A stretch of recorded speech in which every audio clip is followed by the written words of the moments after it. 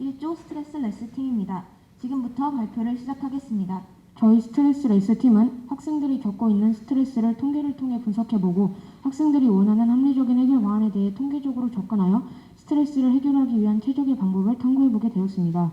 학생들이 받고 있는 스트레스는 왜 생겨나는 것인지, 학생들의 스트레스는 어떻게 접근하고 해결해야 하는지 등 학생 스트레스에 관한 질문들의 통계적 접근 및 해결을 목적으로 탐구를 진행하였습니다. 이 같은 목적을 달성하기 위해 저희는 대전 문정중학교 재학생 전교 185명의 학생을 대상으로 설문조사를 진행하였으며 배경조사와 설문조사 내용을 바탕으로 학생 스트레스에 관한 통계적 결론을 내렸습니다. 또한 그 결론을 기반으로 학생 캠페인 활동 및 면담 활동을 하며 학생 스트레스 문제 개선에 이바지하기 위해 노력하였습니다. 저희 팀은 스트레스를 해결하기 위해 내용을 총 3카테고리로 분류해 보았습니다. 그중 첫 번째는 나는 왜 스트레스를 받을까입니다. 이 질문에 답하기 위해 온라인 설문조사, 면담조사, 문헌조사 등의 결과를 토대로 저희는 스트레스가 왜 생겨나는지 그 원인에 대해 가장 먼저 탐구해 보았습니다. 학생들이 자신이 느끼는 스트레스의 강도를 숫자로 표현했을 때 6에서 7이라고 답한 학생이 가장 많았으며 평균 7.8로 이는 학생 스트레스의 강도가 결코 낮지 않음을 보여줍니다. 그렇다면 왜 이런 높은 스트레스가 형성되었을까? 47.6%의 학생들이 학업을 그 원인으로 선택했으며 부모님과의 갈등, 교우관계 등이 그 뒤를 이었습니다. 두 번째 카테고리는 스트레스를 없앨 수는 없는 걸까입니다.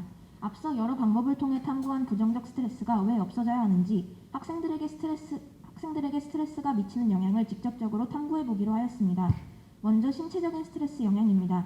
설문지에 학생들이 직접 수치로 나타낸 자신의 스트레스 강도와 건강상태 185개 응답값을 비슷한 값을 가진 두세 개의 집단으로 묶은 후 4분면에 점을 찍어 표시해 보았는데요. 놀랍게도 제1사분면과 3사분면을 지나는 파란색 직선 주위에 많은 점들이 분포했습니다.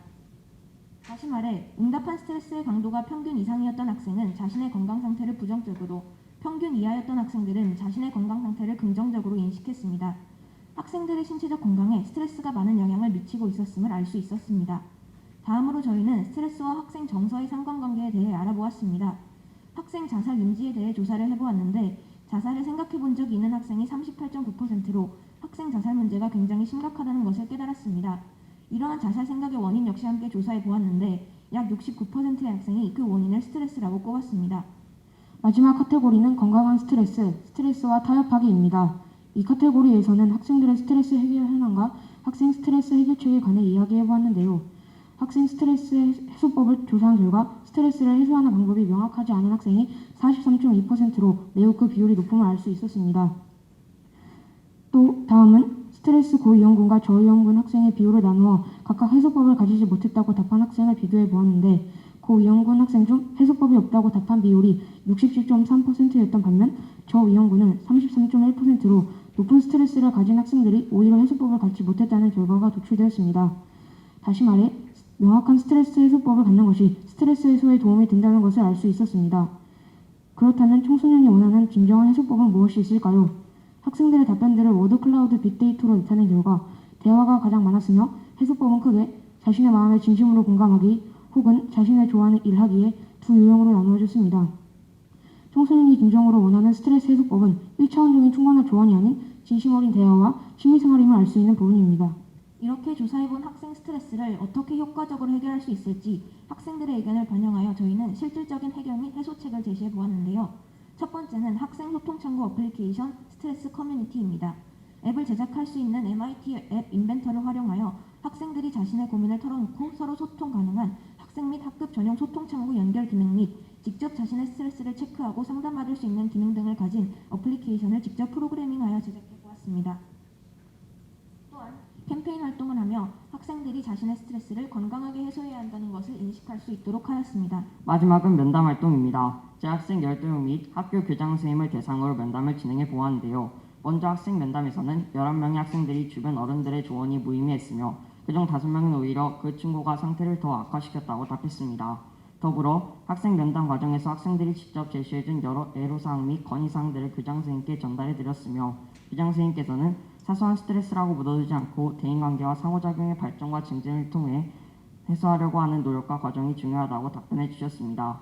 스트레스의 원인 분석, 양 및 해소 방안 제시, 마지막으로 진행한 면담까지의 과정을 통해 저희는 다음과 같은 결론을 도출해낼 수 있었습니다.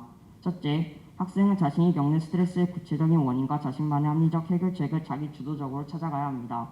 둘째, 학부모는 자녀의 스트레스를 이해하고 자녀가 스트레스를 해소할 수 있도록 도와야 합니다. 학교는 학교가 학생들이 스트레스를 해소할 수 있는 공간이 될 수 있도록 전폭적인 지원이 요구되며 정부는 스트레스에 관한 관대한 이신을 개선하고 제도적 장치를 마련할 필요성이 있습니다. 우리는 모두 하나쯤은 고민이 있고 그러한 고민은 때때로 스트레스로 이어지기도 합니다. 그러나 언제부턴가 스트레스는 부끄러운 것이 되어 있거나 무조건적으로 해결되어져야만 하는 존재로 인식되기 시작했습니다. 저희 팀은 이번 활동을 통해 학생들에게 스트레스를 묻어두지 말라고 마음껏 표현하라고 이야기하고 싶습니다. 자신이 사랑하고 자신을 사랑해주는 누군가와 함께 진심을 나눈다면 스트레스의 고통도 서서히 희석된다는 것을 전달하며 이상 스트레스 레스 팀의 발표를 마치도록 하겠습니다. 감사합니다.